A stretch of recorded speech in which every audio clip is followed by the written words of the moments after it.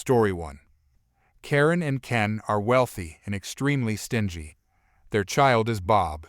Henry is a very sweet, generous single dad who lost his husband a few years ago and dotes on his child, Steve.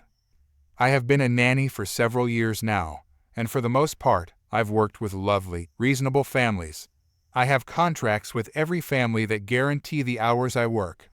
This means that if a family goes on vacation, I still get paid because I'm technically available to work, even if they choose not to use my services. Think of it like a gym membership, where you pay regardless of whether you've been to the gym in a month. This is standard in nanny contracts. Another clause in my contract is called the nanny share. If two of the families want to combine for the day, each of them pays 2/3 of my regular pay rate. I get paid a little more for watching more children, and they save a little by only paying a portion of what they would have paid individually. Karen and Ken's family went to Hawaii 3 weeks ago, and per my contract, I was to be paid as usual. Before they left, they asked if I could come in and watch Bob the Sunday after they returned so that they could recover and rest. I agreed, and my hours were set from 8 a.m. to 4 p.m. that Sunday. They went on the trip. Everything was wonderful, and they texted me when they landed, saying they would see me at 8 a.m. The next day, when I was about to head out the door at 7:30 a.m., I received a text saying that Bob was just waking up, so I should show up at 8:30 instead. After a day of nannying, Karen asked if I would stay past my regular hours during the upcoming week so that they could have 2 date nights. I agreed, and Karen said she would reimburse me for all the extra hours at the end of the week, since it would be easier just to make one payment. That was totally fine with me. The week finished, and I ended up staying an extra 8 hours total for the 2 date nights.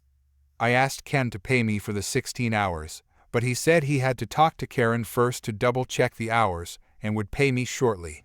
When I got home, I received a text from Karen saying, "Hi Meowsasaurus, thank you so much for covering for us these past few weeks. Ken and I are feeling refreshed, and the show was hilarious. Since we were in Hawaii, you were paid for an entire week while you weren't working. We don't think this is quite fair, as it is a large sum of money, so we'd like to apply some of those hours to your babysitting today and yesterday. We will pay you for 8 hours instead." I was extremely upset. I screenshot the part of my contract that clearly stated I would be paid for any hours their family was on vacation, and I reminded her that this was a violation of our agreement. She reluctantly agreed, and I texted that it would be a total of 16 hours. Karen instantly replied and became quite irate, texting, "On Sunday, we asked you to come in at 8:30, not 8. We are already being generous in paying you for the holiday we took. We expect you to track your hours better next time. This is unacceptable. You need to be as accurate as possible with the hours that we are paying you. We will pay you for 15.5 hours. Readers, this was a difference of $12.50. I was going to screenshot the part of my contract that said any rescheduling needed a 24-hour notice, but instead I decided to take a more drastic approach. Bob has been tagging along with Steve and me to music class and soccer twice a week outside of Karen's regular contracted hours since January. Karen has never offered to pay for those hours, but Henry was fine with paying his full rate for those hours because Steve was having trouble making friends at school and had become close to Bob. I chose not to say anything about the slight bump in pay because I loved watching them play together. Now, it was time for some meticulous compliance. As Karen stated, I needed to be as accurate as possible. I calculated all the hours that Bob had joined us since January, 6 hours per week times 18 weeks, and the total amount they owed was almost $2,000. In the group chat with Karen, Ken, and Henry, I said, Karen mentioned that it was of utmost importance that I track the hours as accurately as possible, so I took it upon myself to double-check everything, including the share hours. Thank goodness I did. I didn't realize we had forgotten to track all the hours that Bob joined us for soccer and music. Henry, I'm so sorry, but Karen actually owes you quite a bit of money. If my calculations are correct, they owe $X to you and to me. Henry replied, Karen and Ken, I am very disappointed to hear that Meowsasaurus hasn't been compensated properly this entire time. I don't need to be reimbursed for those hours because I wanted Steve to continue his playdates. But you need to pay me Allosaurus's portion immediately. I received a large sum of money I hadn't expected, and I am now on the hunt for my next nanny family.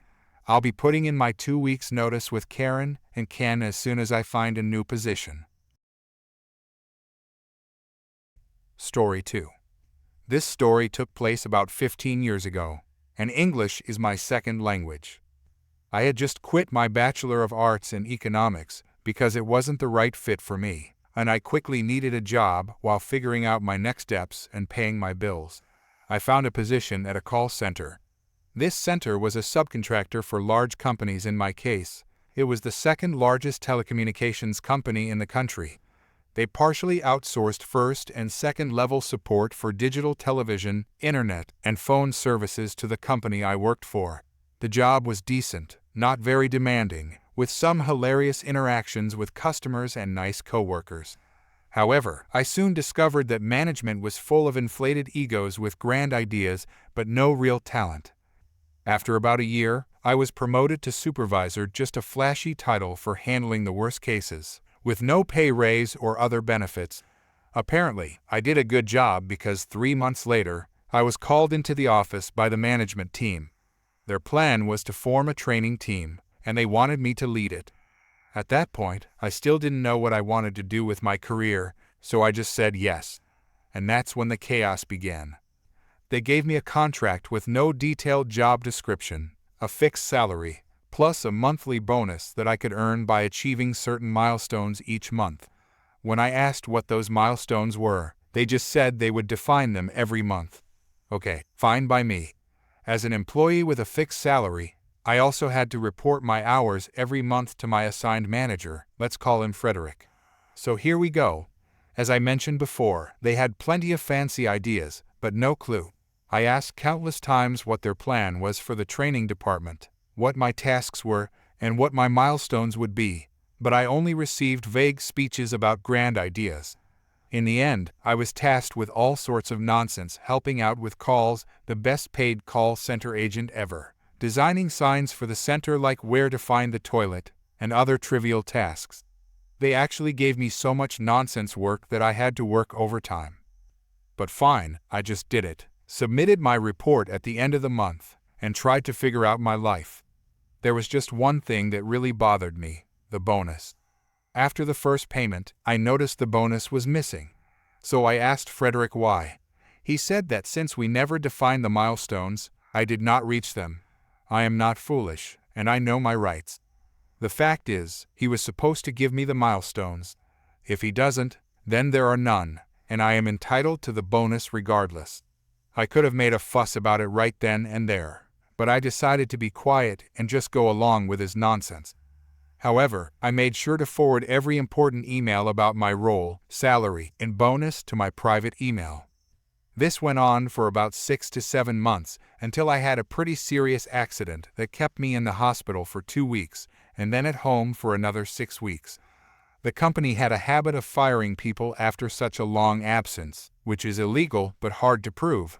So I knew that the moment I returned, I would be fired.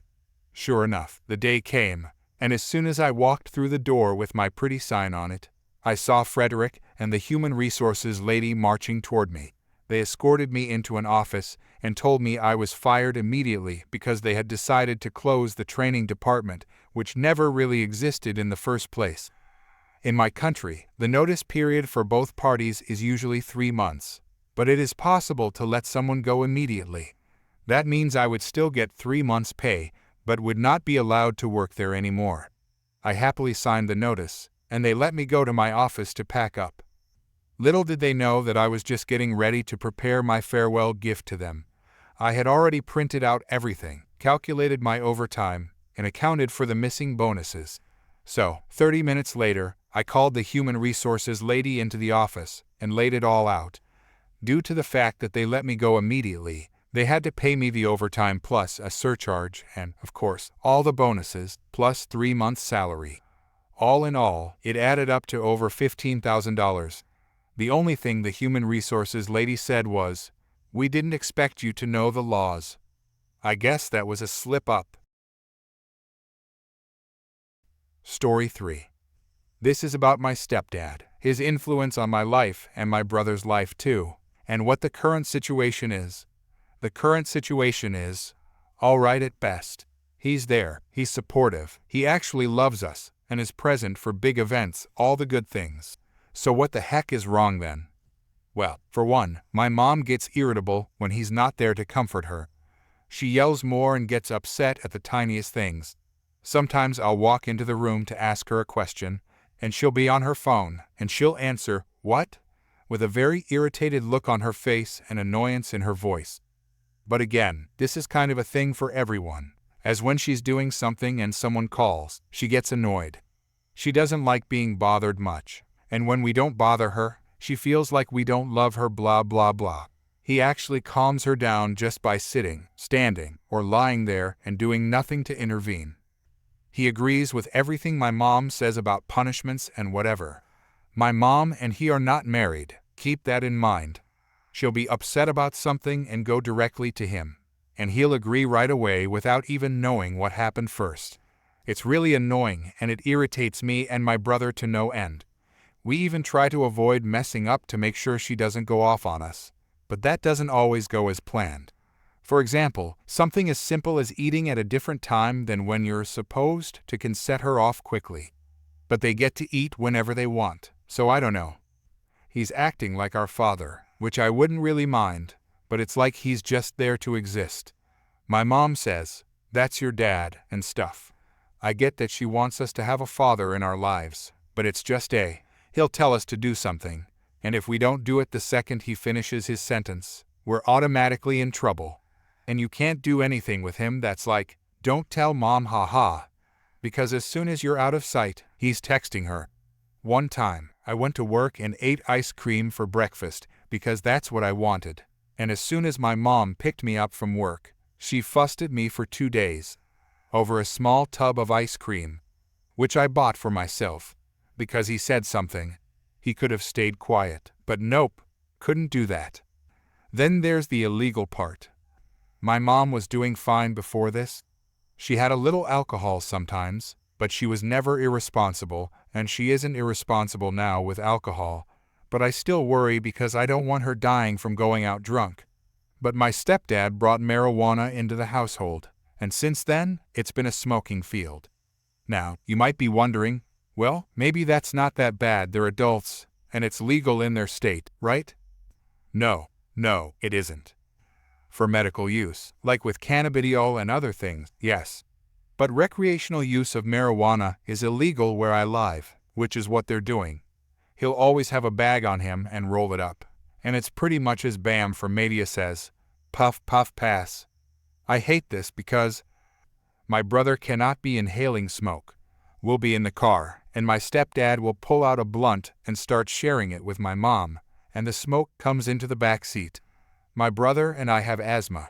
His is severe, while mine is acute. For example, when we laugh too hard, we wheeze. But his is much worse than mine, and he's used an inhaler in the past. Technically, he still needs it now, but hasn't used one in a long time. Inhaling the smoke makes us sick and cough. It's literally illegal. People lace some substances with fentanyl, and I don't want my mom dying, obviously, because she made the decision to get high. I don't want anyone dying. That's bad. Then, there are the accusations of trying to get high. I go and check on my mom all the time. I usually walk to where she is and ask, "Do you need anything? Are you good?" I don't invade her privacy because that's wrong, but I don't expect the same in return because, according to her, there's no such thing as privacy in this house. But since my mom has been smoking marijuana, whenever we go outside to check on her, she smokes in the car all the time. It's the routine each weekend. She or my stepdad will say something like, "You just wanted to see what we're doing," or "You just wanted to get high with us." No, we don't. We want to check on our mom to make sure she's still breathing. What the heck? I believe this has influenced her to smoke because before this, she never did this. I feel like it was brought to her. My mom even says that if we tell our grandma, she's going to kill us. Grandma already knows because I'm close with her, and she is very disappointed in her daughter for doing illegal stuff. She even said that she won't bail her out because she knew what she was doing when she did it. I'll help her if she didn't do wrong, but if she does wrong, she's staying in jail. It makes me worried because what if more drugs become involved? Now, let's talk about food. We've had food debacles before, and my mom makes chili sometimes for the family to eat. Keep this keyword in your mind. Now, my stepdad is a chili fanatic and will eat it any chance he gets. When my mom makes it, he gets a lot. Okay, that's normal, he gets like 2 bowls before being full, and that's fine. Sure. But when you go to eat some chili for lunch, and you see the entire container in the sink and him eating it in a bowl, you get a little upset because it's for the entire family. One day I said to him, I was planning on eating more chili, and he replied with, I kid you not. She made this for me because it's my favorite. Family, what the heck? She clearly stated that the food is for everyone to eat. My mom hasn't made chili since then because she says, you make such a fuss about everything, although some more can be made. No, it can't. We're broke and can't buy more materials to make more chili. Duh. Then there's him taking stuff that's clearly ours, and we're not allowed to accuse him of stealing or moving things because it's either the kids or the kids. The answer is always the kids because that's what my mom thinks. I had a soda. I don't remember giving him permission to drink it, but he drank it. I was obviously upset because it's mine. I told my mom this, and she was like, it can be replaced, and I said, yeah, I know, but it would have been cool if he asked first before just drinking it. And she says, well, he didn't know it was yours, and I said, he could have asked to figure out whose it was. Ask the specific person, and if they say yes, then yes, if no, that's it. Simple. How would he know to ask? What the heck? He's a grown man. It's literally common courtesy to ask for stuff. I went back and forth with my mom about this until I had a mental breakdown because she made me feel dumb, and it felt as if she wasn't listening to me. Eventually, I caved and just let her have her way because I knew I wasn't going to win. Then my brother came into my room a week later and asked, hey, did you eat my noodles? I said, no. Then I remembered seeing my stepdad eating noodles in the bed and said, well, Dad ate some noodles, oh. My brother was furious. Here's the thing. My brother had spicy beef and cheese noodles, 2 different packages, of course, that were sitting on the table, and both packages were already open since he tried one of each some days before that. This man walked into the kitchen, saw the spicy beef, took it, didn't use the packets because he doesn't like spicy food, and ate it. Did he ask my brother? Heck no. Then he tried to put it back where it looked like it was untouched, and that he never ate it. But with closer inspection, there was clearly some noodles missing. We couldn't tell Mom because we knew exactly what she was going to say. I'm done with this nonsense. I'm going to bed. I'll update my situation about moving out eventually. Stay tuned, people. Gosh, I need sleep. Story 4. Let me give you a bit of backstory on how I ended up in this wild situation. I'm a software developer, been grinding away at this startup for the past couple of years. We're always on tight deadlines, and lately it's been worse than ever. Our big client, some hotshot finance company, keeps changing their requirements last minute. And guess who has to stay late fixing the code? Yep, yours truly. This particular day had been a nightmare. I'd been at the office since 7 a.m. debugging a critical error that popped up right before our scheduled demo. By the time I finally squashed that bug, it was already dark outside. My stomach was growling louder than my boss when he sees a missed semicolon in the code. Now, normally, I'm a meal prep kind of person. Sunday evenings are for cooking up a storm that'll last the week. But with all the chaos at work, my fridge was as empty as my social calendar. All I had left was some bread and a sad-looking tomato. That's when I decided to make a quick run to the supermarket before heading home. So there I was, stumbling into the store at 11 p.m., eyes half shut, brain running on fumes. All I wanted was that last bit of cheese for my cozy dinner sandwich. I'm practically sleep shopping at this point, you know? I shuffle over to the cheese section, and there it is, the holy grail of cheese, the last piece, calling my name. Now, I didn't notice this at first, but as I reach for it, there's this lady who's already half in the bag, yelling Debs, like her life depends on it. She wants the cheese too, apparently. I politely tell the seller that I want the cheese, and this woman, in her drunken wisdom, speed talks like she's got a plane to catch. I explain it's mine, and she loses it, man. Threatens to get me arrested for assaulting her. I swear, I hadn't even touched her. Me, excuse me, I'd like to buy this cheese, please. Drunk woman? No, no, no, that's my cheese. Debs, I need it for my thing. Me? I'm sorry, but I reached for it first. There are other types of cheese available if you'd like. Drunk woman, you assaulted me. I'll have you arrested. Me, what? I didn't even touch you. Then, out of the blue, she pulls out a lighter and sets her dress on fire. I'm standing there, cheese in hand, jaw on the floor, and she's threatening to call the cops on me, telling them I set her on fire. Drunk woman, help, help. This person set me on fire. I'm calling the police. Me, are you insane? You just set yourself on fire. Thankfully, the seller, this hero in a supermarket apron, steps in. Seller, lady, you're on a one-way trip to Stupidville. I saw the whole thing. Here's your cheese, sir. He hands me the cheese, and the drunk woman, thinking she's put the fire out, struts off. Here's the kicker, there's still a tiny flame on her dress. I point it out as I'm leaving, trying not to laugh. Me? Ma'am? Your dress is still on fire. Cue the waterworks.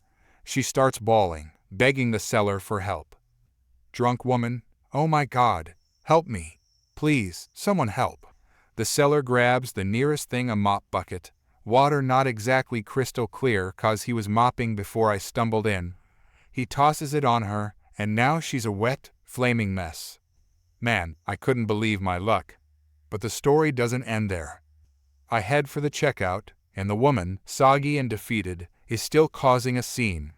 She's yelling about suing the store and how her rights have been violated. I'm just standing there, cheese in hand, thinking, lady, you set yourself on fire. Drunk woman, I'll sue. I'll sue this whole store. My rights have been violated. As I'm paying, she storms up to me, dripping wet, smelling like burnt polyester and regret. She's spouting some nonsense about getting a lawyer and how I'll be sorry. Drunk woman, this is all your fault. I'm getting a lawyer, and you'll be sorry. I look her dead in the eye and say, lady, the only thing you need is a cab home. She goes silent for a moment, probably realizing how absurd the whole situation is. Then, she huffs and storms off, leaving a wet trail behind her. The cashier, who's been a witness to this circus, hands me my receipt with a sympathetic smile. Rough night, she says. I nod, thinking, you have no idea. I walk out of the store, sandwich dreams still intact, and see the drunk woman in the parking lot, arguing with a taxi driver. She's insisting that he's in on the conspiracy against her. The poor guy looks like he just wants to finish his shift. Story 5. This story I'm about to tell happened several years ago, and I only just remembered it after seeing the same woman at the grocery store. A small heads up, I've got a terrible memory, so the specifics might be a little fuzzy. For some background, this took place in a small-town church in the Midwest. I know some of you might already have concerns, but it wasn't all that bad. In fact, it was quite nice. Most of the people who attended were really kind elderly folks, and there were only a handful of people there under the age of 30. I was easily the youngest person there, and I think I was 13 or 14 at the time. Anyway, I suppose I should introduce the main character of the story, the pastor's daughter. Let's call her Samantha. I think this was around the time she graduated high school. She was awesome. She actually acted as the church's Sunday school teacher, even though I was the only one attending. Lol. She always snuck me a second granola bar during snack time. A big thing to know about Samantha is that she was a lesbian. I'm not joking, she even had a girlfriend at the time whom she brought to church with her. Now, before anyone gets worried for her, she seemed fine. Nobody was up in arms about her sexuality. Aside from the occasional disapproving look from one of the regulars, nobody really said anything. I do remember one conversation Samantha had with a church bus driver, who said he was disappointed about her choice in partners, but that was it. Nobody spoke a mean thing about her. That is, until this one woman showed up. She was new in town and had come to our church around winter. You know that stereotype about the super evangelical woman? She was exactly that: super loud, a bit overweight, and always wearing a fancy Sunday dress and hat. She was easily the most elaborately dressed person there. She also had 2 kids, a baby boy and a teenage girl. I wasn't really paying much attention to her, though I could definitely hear her murmuring about something. Anyway, the story begins during service. Samantha had brought her girlfriend at the time, and this woman and her family were a couple of pews behind them. Just before the incident took place, I was passing around the donation dish. I distinctly remember her glaring daggers at the back of Samantha and her girlfriend's heads as she dropped some cash into the dish. The pastor, who I'll call John, was giving his sermon when the incident happened. I heard this woman screech, which scared the daylights out of me. I think Samantha and her girlfriend might have snuggled a bit too close together. I'm not entirely sure. Anyway, the whole church fell silent in shock as this woman proceeded to go on the most intense homophobic rant I've ever heard. I actually learned a derogatory term or two because of it. She was demanding that Samantha and her girlfriend be thrown out of the church. The whole place was silent for a moment before Pastor John cleared his throat and spoke.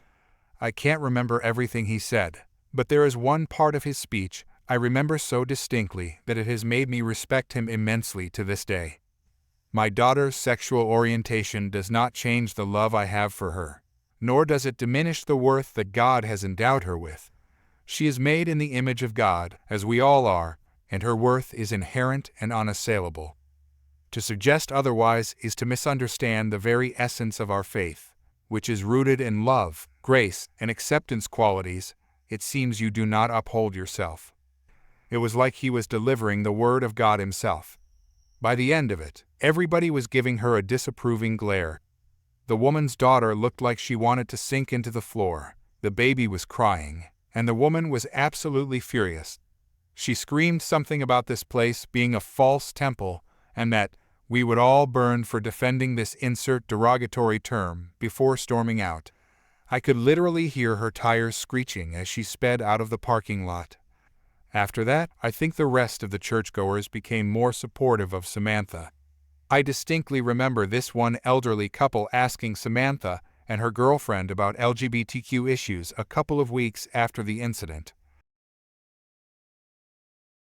Story 6. I have worked in customer service in some form for over a decade. Without fail, there is always that one niche customer, the one who wants their order, purchase, or whatever it may be, done in a very specific manner. The weirdest ones always seem to be in the food service industry, and their requests are always the most out of left field. If you get their order right, they're as sweet as pie, kind as could be. But if you get it wrong, well, let's just say, there's no fury quite like theirs. These stories are from my teenage years, so they're quite old. When I was just a young 16 or maybe 17-year-old, I worked at a fast food restaurant that is quite famous for its frozen treats. There are 2 customers that still stick with me. The first was a man who I dealt with at least once a week in the drive-thru. He always ordered some kind of meal combo and a frozen dessert. He would order his meal by number. Think, I'll have a combo number 3 with a Pepsi, and then order his frozen dessert. As he left the speaker, he would speak in no more than a regular voice. If you've worked in a drive-thru, you know that's not loud enough asking for his dessert to be put in a bag. Now, the only bags we had were paper, meant for burgers, fries, and so on, not for sauce-covered, meltable desserts. The lids that fit any given frozen treat were subpar at best. After maybe 5 minutes, you would have ice cream leaking out the sides and a lovely chilled soup waiting for you. And I knew from seeing this regular customer every week for years, that he would pick this up as his lunch before driving the 45 minutes to an hour into the city for his evening shift at whatever job he worked. But if you forgot the bag, no matter how kind, sweet, and apologetic you were, No matter how quickly you handed him a paper bag to, heaven forbid, put his own dessert into by himself, he was livid. I remember this very prominent purple vein would bulge in his forehead like a cartoon. He would yell and question every possible aspect of our abilities and competence to do the job. Management would be brought over, more apologies would be given, and occasionally a refund was issued all over a free, and, honestly, quite useless paper bag that he always ended up getting anyway. The second story is from the same time, but involves a different customer. While still working primarily, if not exclusively, in the drive-thru, we had another niche semi-regular. What made my location in this chain restaurant fairly unique was that we were pretty accommodating to requests for non-menu items. As long as we could charge you for the ingredients, we would make whatever you wanted. A pickle sundae with chocolate fudge. Sure, seriously, that one did happen. We had a regular customer who was somehow associated with another staff member, maybe a third cousin or like a sister's coworker, something like that. This customer would come in, usually in phases, with some new request. For a month, it would be a large sundae layered with very specific toppings to mirror a dessert they saw on TV. Then it would switch to a new milkshake of whatever flavor combination. Cotton candy turtle was one I remember. Now, I'll give the customer credit, they never complained about the price before this incident. Whatever we figured out to charge them, they would pay it as long as it was reasonable. But there was the usual confusion with these custom orders about how to charge them. Do we use this menu item as a base and charge for the extra toppings? This all came to a head when they decided they wanted what they described as a deconstructed dessert, which was, in essence, a cup like a small drink cup of various candies we used as toppings, with ice cream as a topping. Think of how you get whipped cream on hot chocolate at a cafe. My location actually did have a price for a cup of candy we could charge for, but it was about double the cost of any dessert this woman had gotten before. Just for the cup of candy, add on any sauce and ice cream. I believe we ended up charging the ice cream topping as the price of a candy topping. So imagine her regular dessert usually cost around $5 to $8. She was being charged about $12 to $16, which was the best we could do, even after asking the supervisor on duty. Now, did I mention if we had trouble ringing her up for these strange requests, or, heaven forbid, messed up how the layers of her ridiculously complex and ever-changing sundae were dictated to be, she would throw a massive fit. I'm talking about honking, refusing to leave the drive-thru, screaming for a manager she would lose it. Because I worked the drive-thru so much and became quite good at interpreting her visions for food, I ended up dealing with her a lot. On the rare shifts I wasn't placed in the drive-thru, they would call me over just to deal with her because I understood what she wanted. I watched her make multiple trainees cry and was often the one called to deal with her if they messed up an order. I even had supervisors texting me when I was at school, asking how I would make or charge for what she was asking for. But back to the cup of candy monstrosity. She was outraged. How could it be so expensive? Well, because she asked for the most expensive candy topping as the base, and she wanted it this size. But it's still a insert trademark name of blended ice cream treat here, just deconstructed. Well, okay. Due to her wanting it to be mostly candy, and expensive candy to boot, it's this price flat for a cup of candy, and then adding charges for sauce and ice cream. If she wanted a truly deconstructed treat, she would get a cup of ice cream, about 2 tablespoons maybe, of candy, and a little pump of syrup that would barely fill a ketchup cup. She lost it. She screamed, swore, banged her fist on her steering wheel, and asked how I could dare do this to her, how she had been a loyal customer for years. She was so upset that it got to the point where I, the so-called champion of dealing with her, had to call a manager. She demanded a refund for an item she hadn't bought yet and continued to lose her mind, blocking the drive-thru. To make a long story short, she ended up getting banned. Maybe partially because if I wasn't dealing with her, she usually had her order refunded and was given whatever she asked for free if we made any mistake on it. And maybe a little because she made so many employees cry, but I suspect mostly because I was the last person they had who would willingly deal with her entitled self. But she was banned, and we didn't see her for quite some time. We heard from the employee she was associated with that she had been going to other locations, but none were as accommodating as we were for off-menu requests. Apparently, she got banned from a number of other places for pulling the same stunts. Eventually, we started seeing her roommate, who we knew because she would always sit quietly in the passenger seat and order something small like fries. She would bring in a slip of paper and hand it to us. We knew it was this woman's new weird order, but I, and I'm not sure how many others, would take it and charge it as we saw fit. We never heard another complaint. I feel bad for the roommate, as she got sent for food a lot looking back. I'm pretty sure she actually didn't like our food, and she didn't seem to be treated well when I used to see her with that woman. But we never had any issues after that. So tell me, friends, what are your niche customers' quirks? What was always that last possible, most mundane yet world-ending request that could not be forgiven or fixed if done wrong?